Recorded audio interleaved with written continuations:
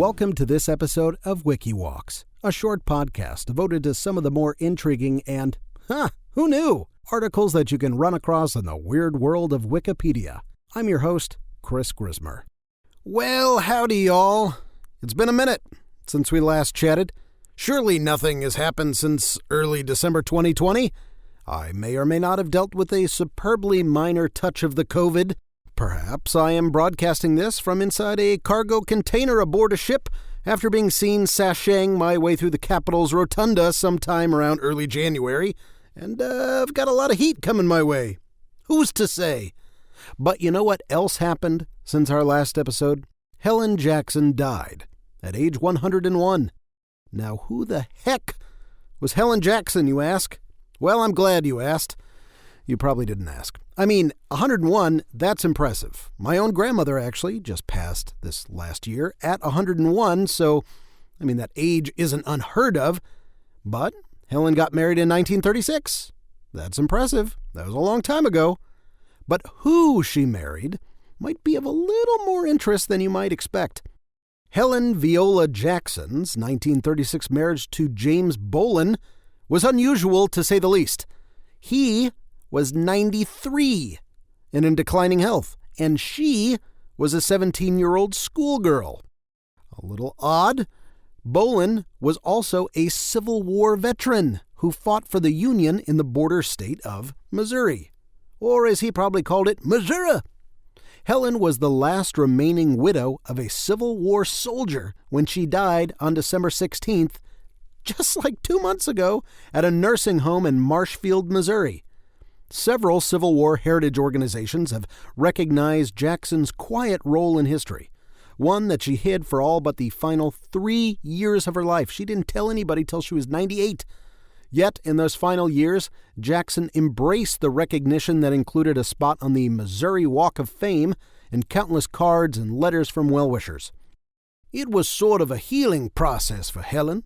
That something she thought would be kind of a scarlet letter would be celebrated in her later years, her pastor said. Jackson grew up one of 10 children in the tiny southwestern Missouri town of Neangua near Marshfield. Bolin, a widower who had served as a private in the 14th Missouri Cavalry during the Civil War 7 decades earlier, lived nearby. Jackson's father volunteered his teenage daughter to stop by Bolin's home each day to provide care and help with chores. To pay back her kindness, Bolin offered to marry Jackson, which would allow her to receive his soldier's pension after his death, a compelling offer in the context of the Great Depression. Jackson agreed in large part because she felt her daily care was prolonging his life, according to family. They wed on September 4th, 1936, at his home. Throughout their 3 years of marriage, there was no intimacy, and she never lived with him. She never told her parents, her siblings, or anyone else about the wedding. She never remarried, spending decades harboring this secret that had to be eating her alive, her family said. After Bolin's death in 1939, she actually didn't even seek his pension. She also realized the stigma of a potential scandal of a teenager wedding a man in his 90s, for whatever the reason was palpable. And in an oral history recording in 2018, Jackson said she never spoke of the wedding to protect Bolin's reputation as well as her own. I had great respect for Mr. Bolin, and I did not want him to be hurt by the scorn of wagging tongues. Helen and her pastor were longtime friends, and she was a charter member of the Methodist Church where he served.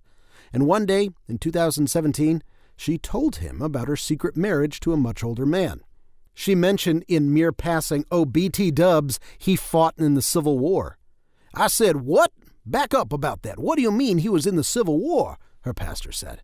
He checked into her story and found that everything she told him was spot on.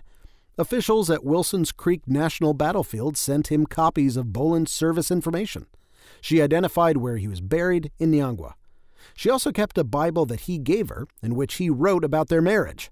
Those written words were good enough for the sons of Union veterans of the Civil War and other heritage organizations to recognize Jackson's place in history. After a lifetime of avoiding her past, Jackson embraced it in her final years. She spoke to school children and had a Facebook page dedicated to her.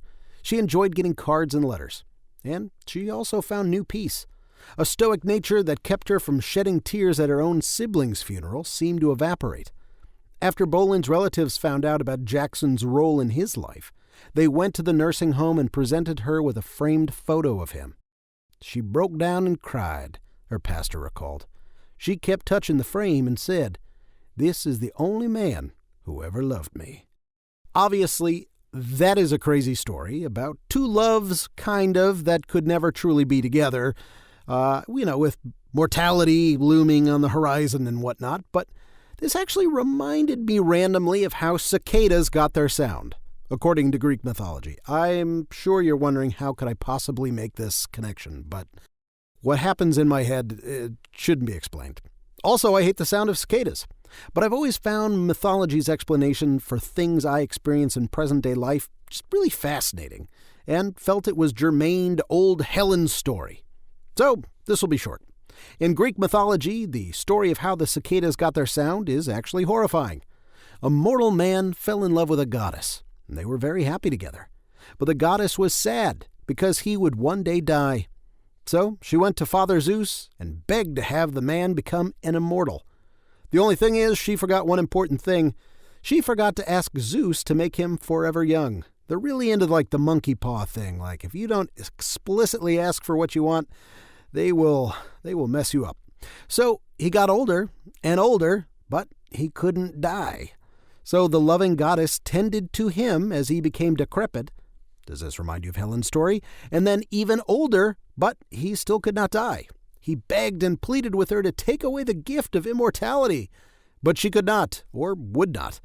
He shrank and shriveled more and more as he grew older, until he transformed into a cicada. His whining and pleading became more and more indistinct, until it was just a drone, the song of the cicada, still begging, pleading to be allowed to die. So, look at that. You got a twofer today. Bet you didn't know all that, huh? Nothing like a giant dose of depression bug myths to close out your day. Happy 2021, everyone.